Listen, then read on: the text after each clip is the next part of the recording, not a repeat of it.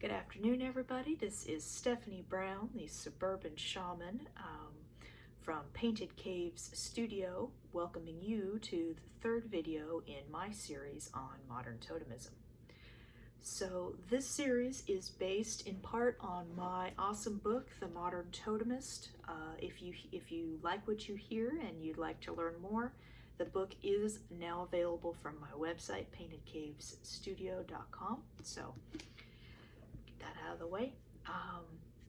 This video is titled Part 3, The Center Totems, the Totems at Work. And we're going to talk about the center three totems today, the Lord, the Lady, and the Primary. All right.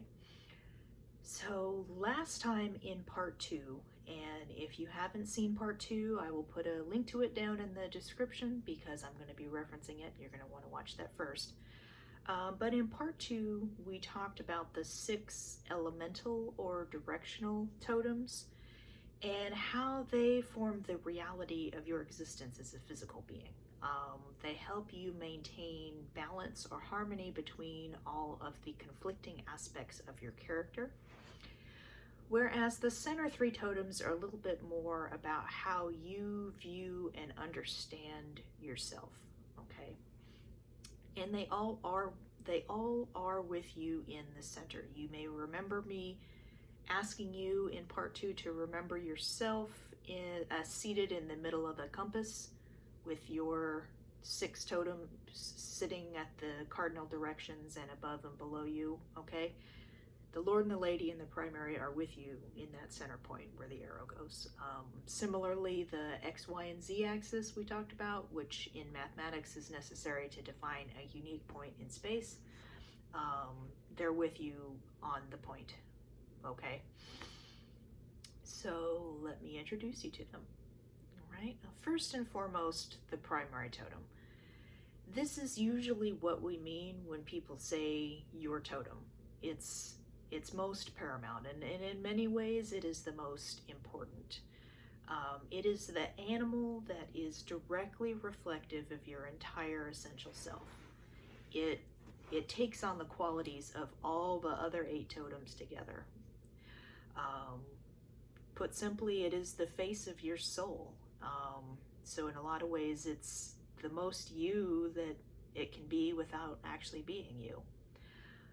There should be a very short line between its character and characteristics and your character and your characteristics, okay? As such, it fulfills the role sort of as spiritual best friend or your other half.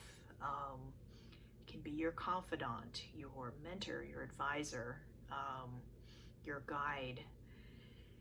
And we believe that it is comparable to the tutelar spirits or the guiding spirits of other cultures, like guardian angels, for example.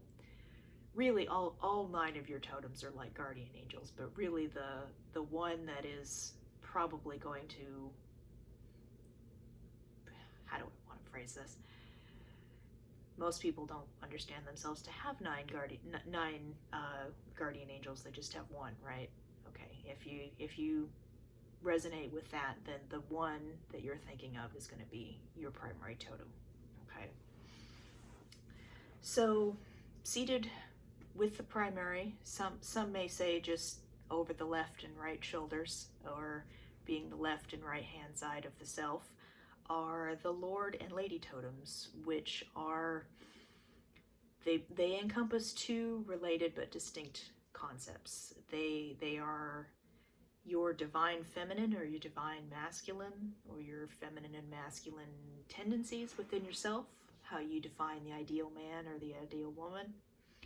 And they are also the assertive and permissive energies within yourself, and those coming from within a pagan type background may be more familiar with the terms active and passive energy, or you may have had exposure to yin and yang from Chinese traditional medicine, or Shiva and Shakti from Hinduism. The difference between those more traditional traditions and ours, however, is that we have observed, we have seen with our own eyes that it's not set which one is the assertive and which one is the permissive. The male or female could be either one, and we've seen this in people's totems. I know traditionally in paganism the Lord is the active and the Lady is the passive, but that's just not how it's going to be with totems.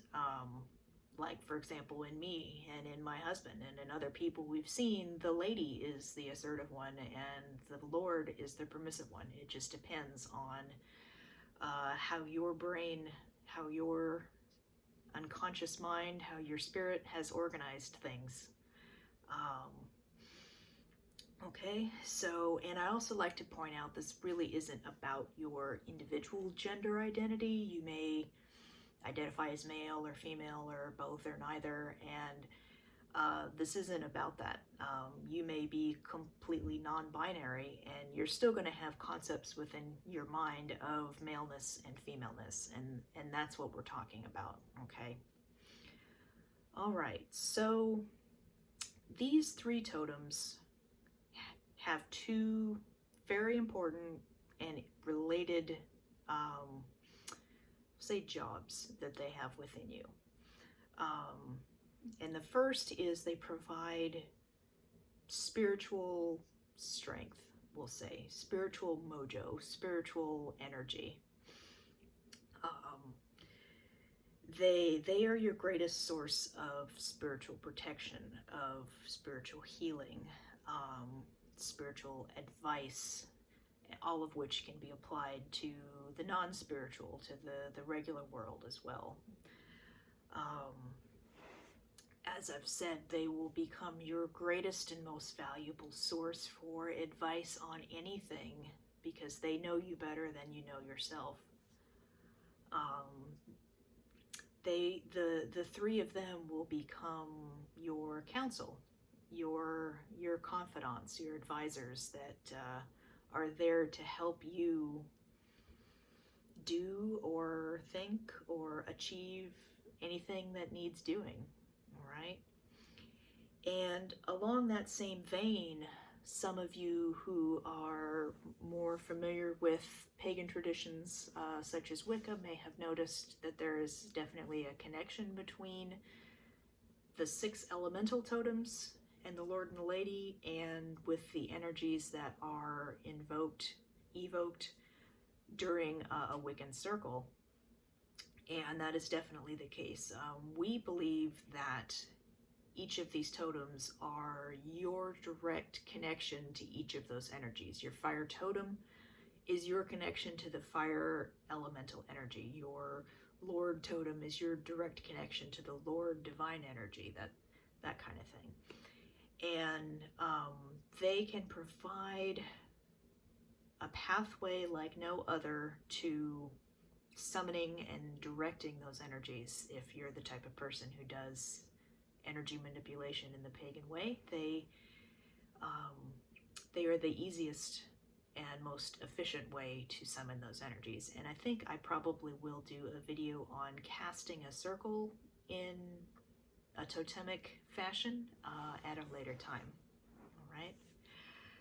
But the second most important job that they have is they provide objective observation of the self. And this goes back to part 1, where I talked about the path to wisdom and the 2 most important questions, the who are you and what do you want, okay? Who better to answer that question than you? But the problem is, anybody who's ever tried to do anything from self-reflection and self-observation to self-healing and self-work, all the way to seers and diviners who try to do readings and predictions for themselves will notice that seeing for the self is harder than it is for other people by magnitudes.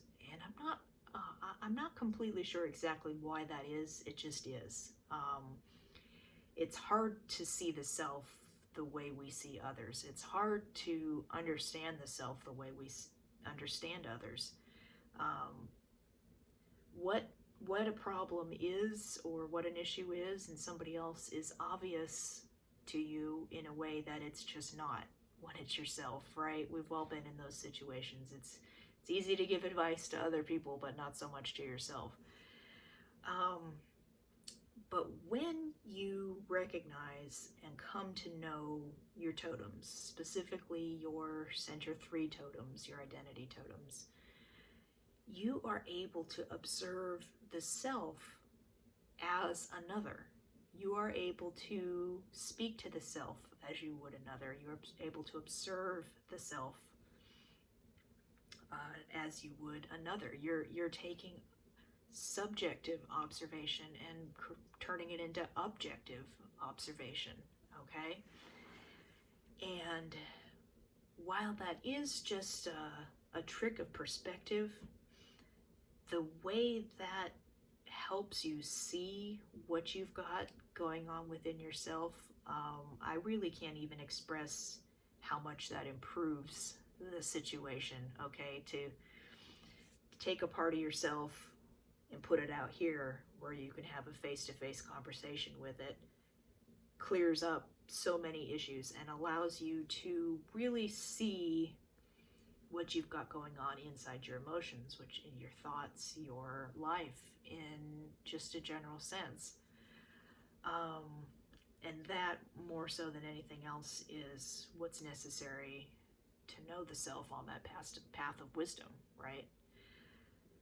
How do you do this? Well, there's a couple of different paths to getting to know the totems and therefore getting to know the self.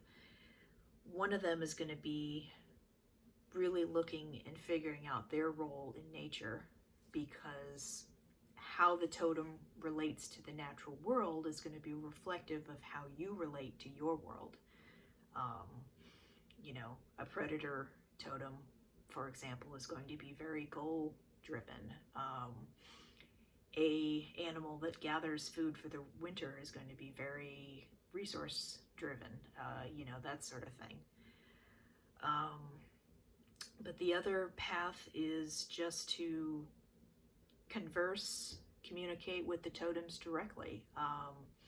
Whether you want to do that through quiet reflection or meditation or through something a little more active like shamanic journeying, okay, going through the inner reaches of the mind or the spirit world. And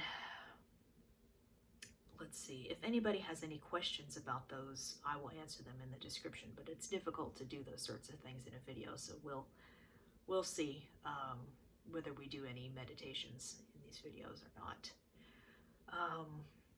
But in essence, your 3 primary totems are your posse. They're going to have your back in a way that no other spiritual able can, because let's face it, they are you, so they know what you need, and they're able to provide that. Okay, I think that is enough for now. Stay tuned. I keep saying a week or so, but I've been putting them out a little faster than that. Don't have a lot to do these days with the quarantine, so stay tuned within a few days, and I will continue with part 4. Again, let me know if you have any questions or something wasn't clear. Thank you very much for listening. Remember to be kind, and I'll see y'all next time. Thank you.